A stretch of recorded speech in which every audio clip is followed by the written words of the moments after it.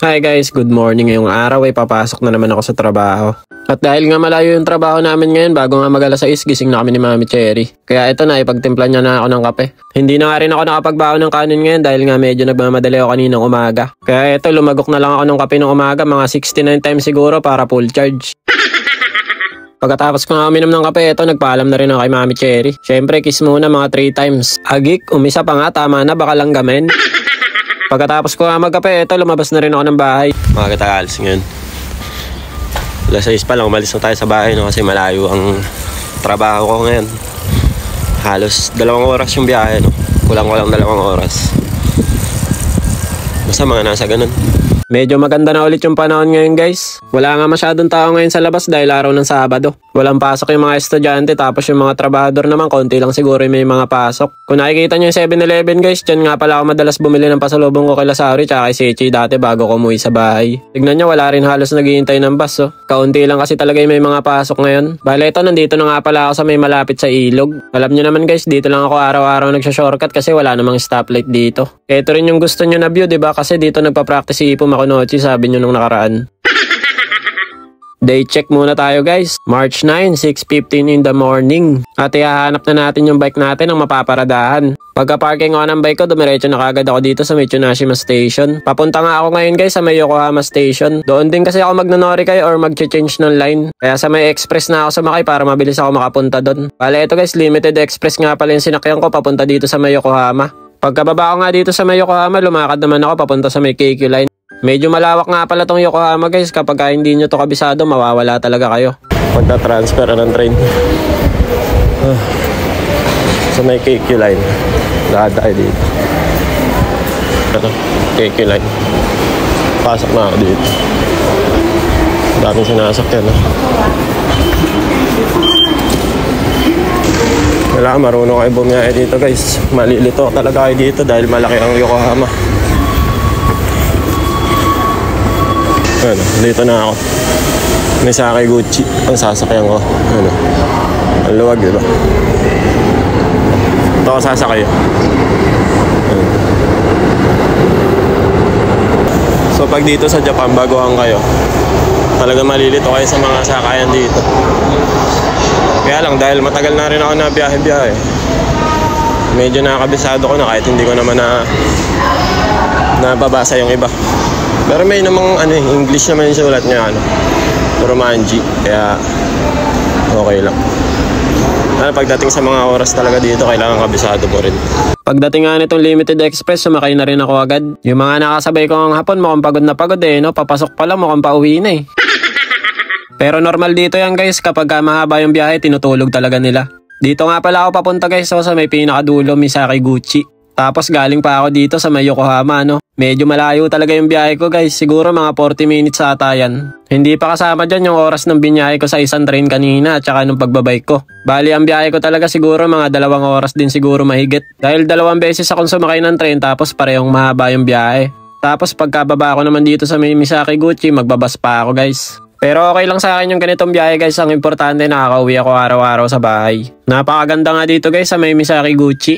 Kasi probinsyang-probinsya talaga yung dating niya Bigla ako na-miss yung Pilipinas nung nakita ko yung maraming puno dito Habang nasa loob nga ako ng tren, natatanaw ko na kagad si Mount Fuji dito. Napakalaki ng tanaw guys. Lain nung napuntahan ko guys Andito ako sa bundok. Trabaho lang parang mamamasyal Ganda ng view dito. Probinsyang-probinsya. Napaka-aesthetic talaga dito guys sa may Japan Parang kahit saan kayo mag-picture dito guys, pwede nyo na kagad i-upload sa Instagram Bili mo na akong kape dito sa may 7-Eleven. Hindi kasi ako nakapagbaho ng kape kanina. Pagkababa ko nga ng train, bumili muna ako ng paborito kong kape. Halos 2 oras kasi akong bumiyahe, nakalimutan ko magbaho ng kape sa train. Pagkabili ko nga ng kape, pumunta na rin ako sa may terminal ng bus. Fast forward, nakasakay na nga rin ako ng bus. Maiksi lang naman yung biyahe ko sa bus guys, siguro mga 10 minutes lang nandun na rin ako sa trabaho. Pagkababa ko nga ng bus, si Mount Fuji kagad yung bumungad sa akin. Talagang nagpapakita si Mount Fuji ngayon guys Parang nagpapasikat parang gusto talaga siyang i-vlog ngayong araw Malapit pala sa dagat guys, yung trabaho namin ngayon. Kaya si Mount Fuji talagang kitang-kita dito. Ayun guys, break time na nga pala namin. Ang ganda dito sa lugar na to. Kitang-kita si Mount Fuji Ayun kita nyo ba? Ano? Sa likod ko. Dito kami sa Miura. Malapit sa Yokosuka.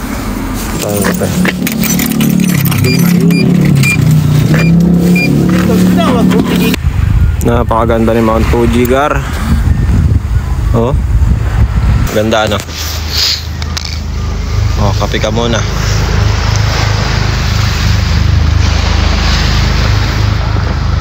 Sarap magkape pag ganito yung view.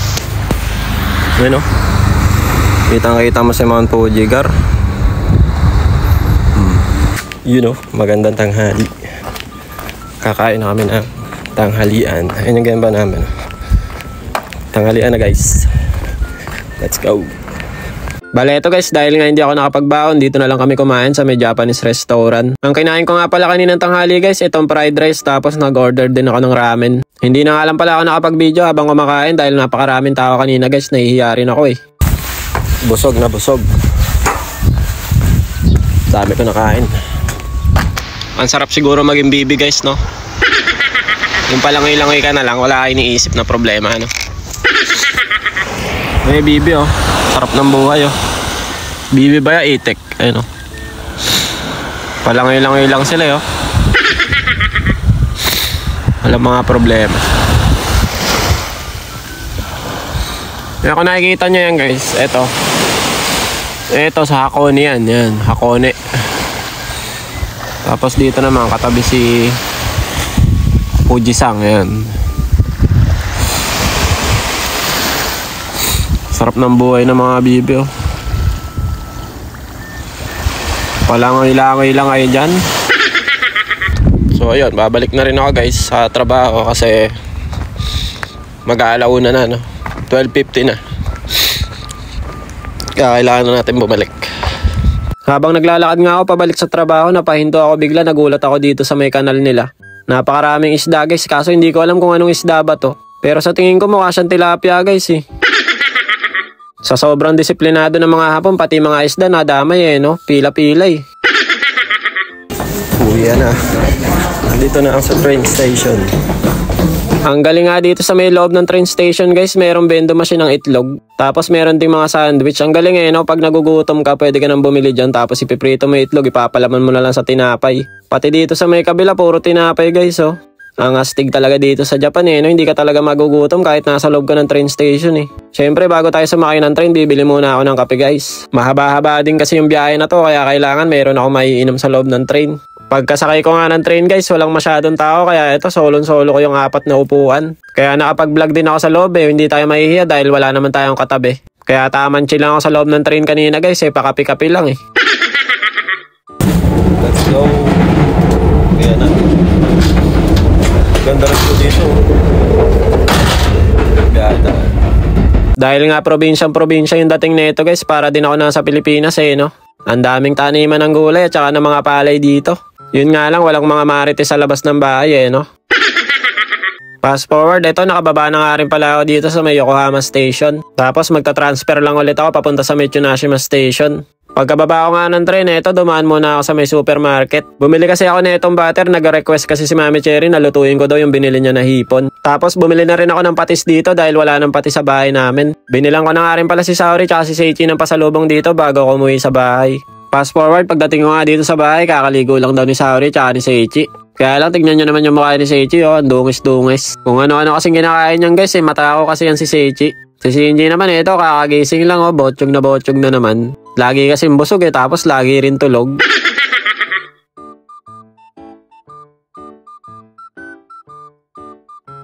Habang nagluluto nga ako ng ulam namin, dumating naman yung kumare ko tsaka yung kumpare ko. Ang pangalan nga pala ng kumpare ko guys, yan nga pala si Shiro. Tapos si kumare naman si PB. Nagdala nga lang pala sila dito ng mga damit ng mga bata. Tapos sinuli ko na rin sa kumpare ko yung hiniram ko na steering wheel nung nakaraan. Hindi ko rin naman kasi masyadong nagamit dahil nga busy rin ako sa trabaho at saka sa pagbablog. Sumaglit lang din sila dahil nga yung anak nila ay naghihintay raw sa bahay. Bale eto guys, eto nga pala yung niluto ko kanina. Butter with tiger shrimp nga pala to guys. Tapos nagprito na lang din ako ng isda para sa akin. Hindi kasi pwede sa akin yung hipon guys, allergy kasi ako dyan eh. Tuwan-tuwa si Mami Cherry sa pagkakaluto ko, masarap daw eh. Hindi ko na nga rin pala sinama sa vlog yung pagluluto ko nito guys. Masyado kasi nga haba yung vlog guys, kaya naisip ko na ihiwalay ko na lang yung video para mas maganda para makita nyo din. So paano guys, tara kain na tayo. hanggang dito na lang muna. Jane, matane, arigato gozaimasu. Ngek, ngek, ngek. Bye-bye!